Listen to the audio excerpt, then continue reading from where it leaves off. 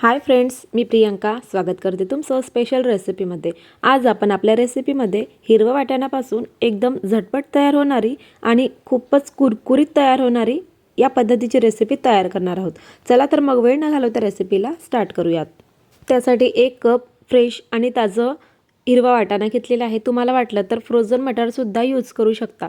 हे सर्व वाटाणे मिक्सरच्या जारमध्ये घालायचं। 3 ते 4 लसणाच्या पाकळ्या घालायचा। हिरवी मिरची घातलेली आहे। एक तिखटपणासाठी पाणी न घालता दरदरीत वाटण तयार झालेलं आहे, पाहू शकता। आता पॅनमध्ये अर्धा चमचा तेल घालायचं। तेल छान गरम झालं की अर्धा चमचा जिरे घालायचे। 1 चमचा भरून पांढरे तीळ घालायचे। थंडीच्या दिवसांमध्ये पांढरे तीळ खाल्लं पाहिजे, खूप हेल्दी असतात। यांना छान असं परतून घ्यायचं तेलावरतीच। हे छान परतले गेले की बारीक कट केलेला अर्धा कांदा घेतला, याला सुद्धा सॉफ्ट होईपर्यंत परतून घ्यायचं। आता यामध्ये चिली फ्लेक्स घालायची आहे। कलर खूप छान येतो आणि टेस्टी होतात पकोडे। आपण जी रेसिपी तयार करणार आहोत ती खूप टेस्टी होईल। हे सर्व व्यवस्थित एकजीव करून घ्यायचं। आता यामध्ये ग्रीन पेस्ट घालायची आहे। जे आपण वाटाण्याची तयार करून घेतले दरदरीत वाटण, ते यामध्ये संपूर्ण घालायचं आणि व्यवस्थित असं मिक्स करून घ्यायचं।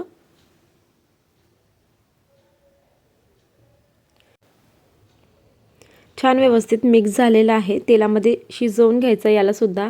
आता काही मसाले ॲड करूयात। त्यामध्ये अर्धा चमचा चाट मसाला घातलेला आहे आणि पाव चमचा गरम मसाला घालायचा आहे। व्यवस्थित एकजीव करून घ्यायचं। चवीनुसार मीठ वापरायचं। चाट मसाल्यामुळे एकदम चटपटीत फ्लेवर येतो रेसिपीला, त्यामुळे असेल तर नक्कीच वापरा। चिमूटभर हळद घालायची आहे कलरसाठी आणि एक अर्धा छोटा चमचा लाल तिखट घालायचं आहे। तिखटपणा तुम्ही ते कमी जास्त केलात तरीही चालेल।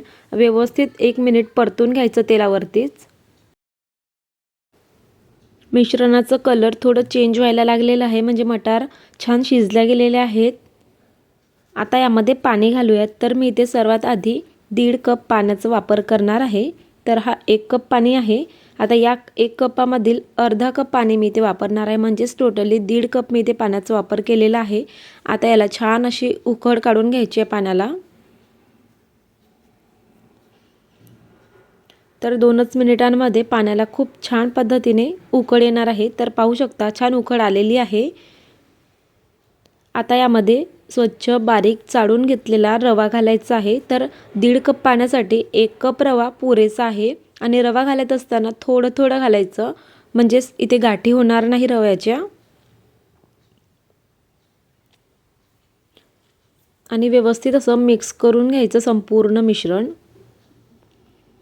थंडीच्या दिवसांमध्ये भरपूर जास्त प्रमाणामध्ये वाटाणे निघत असतात, तर आपण भरपूर त्याच्यापासून रेसिपीज तयार करून घेऊ शकतो। हिरवा वाटाणा आपल्या आरोग्यासाठी भरपूर फायदेशीर असते। त्यामध्ये जीवनसत्वे, खनिजे आणि अँटीऑक्सिडंट्स भरपूर प्रमाणात असतात। आपलं मिश्रण छान शिजल्या गेलेलं आहे। याला एक वाफ काढून घ्यायची।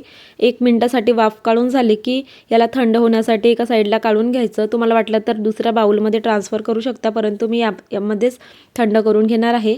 मिश्रण थंड झालं की एक मोठ्या आकाराचा उकडून घेतलेला बटाटा छान किसून घ्यायचा आहे यावरती आणि हे व्यवस्थित मिश्रण एकजीव करून घ्यायचं आहे। बटाट्यामुळे या रेसिपीला आणखी टेस्ट येत असते, त्यामुळे मी ते वापरलेलं आहे। आणि व्यवस्थित असं मिक्स करून घ्यायचं बटाट्यामध्ये मिश्रण। हाताला थोडं तेल लावायचं, म्हणजे मिक्स करताना हाताला बॅटर चिकटणार नाही। मिश्रण खूप गरम असल्यामुळे हाताला थोडे चटके लागू शकतात, त्यामुळे थंड झाल्यानंतरच व्यवस्थित मिक्स करून घ्यावं। इथे भरपूर असा हिरवा कोथिंबीर घालायचा आहे, त्यामुळे सुद्धा टेस्ट एकदम भारी येत असते रेसिपीला। तर भरपूर असा कोथिंबीर मी यामध्ये घालते आणि व्यवस्थित असं मिश्रण एकजीव करून घेते। तुम्ही मटारपासून वेगवेगळ्या पद्धतीच्या रेसिपीज तयार करून खाऊ घालू शकता। मुलं जर मटार खात नसतील तर अशा पद्धतीच्या किंवा वेगळ्या नवनवीन रेसिपीज तुम्ही त्यांना तयार करून देऊ शकता। तर पाहू शकता पीठ छान मळून झालेलं आहे। आता याला काही पार्टमध्ये मी डिवाइड करून घेणार आहे।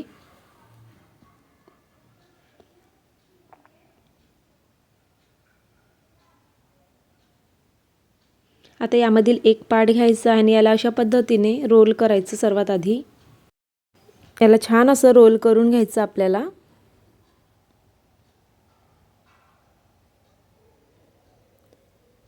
थोडं बारीक रोल करायचं आहे, म्हणजे छान अंतरपर्यंत रेसिपी खूप छान कुरकुरीत तयार होईल। दुसरं बॅच मी घेते आणि यालासुद्धा छान असं सेट करून घेते सर्वात आधी पिठाला, आणि याचंसुद्धा रोल करून घेणार आहे।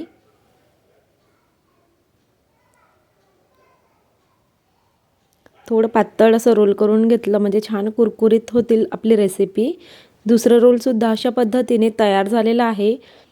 तर तयार पिठाचे मी अगोदर 3 रोल तयार करून घेतलेले आहेत। आता यांना कट करून घ्यायचं आहे आवश्यक त्या आकारामध्ये। तर मी इथे जवळपास 1 इंचीचे तुकडे तयार करून घेते, कट करून घेते अशा पद्धतीने।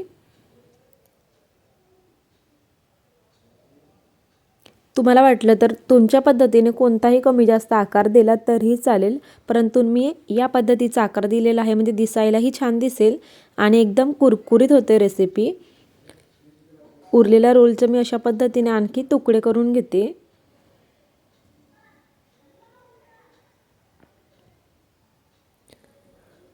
तर सर्व तुकडे तयार करून झालेले आहेत अशा पद्धतीने। आता सर्व तयार केलेले तुकडे एका प्लेटमध्ये ट्रान्सफर करायचं, थोडं हाताने सेट करून घ्यायचं इकडे तिकडे झालेलं असेल ते, आणि एका प्लेटमध्ये ट्रान्सफर करायचं।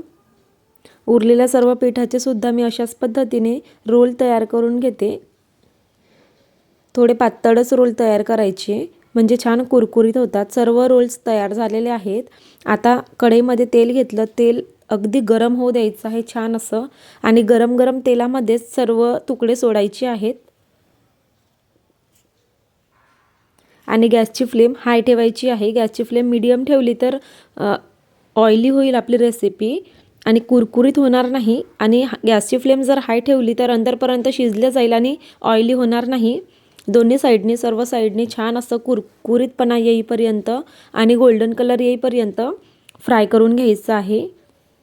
तर पाहू शकता खूप छान असा गोल्डन कलर आलेला आहे आणि कुरकुरीतसुद्धा झालेली आहे रेसिपी।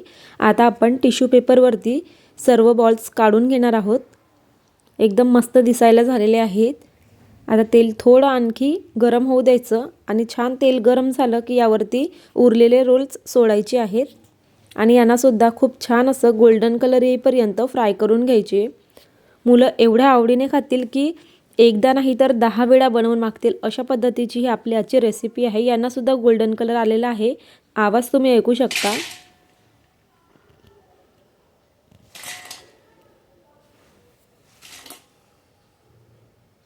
यावरती मीठ घालायचं आहे, चिमूटभर लाल तिखट घालायचं आणि चाट मसाला घालायचा आहे, आणि व्यवस्थित एकजीव करून घ्यायचं।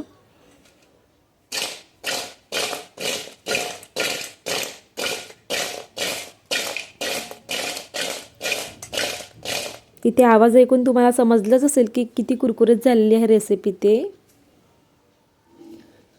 एकदा बनवाल तर मुलं वारंवार बनवून मागतील अशा पद्धतीची ही आपली आजची रेसिपी आहे।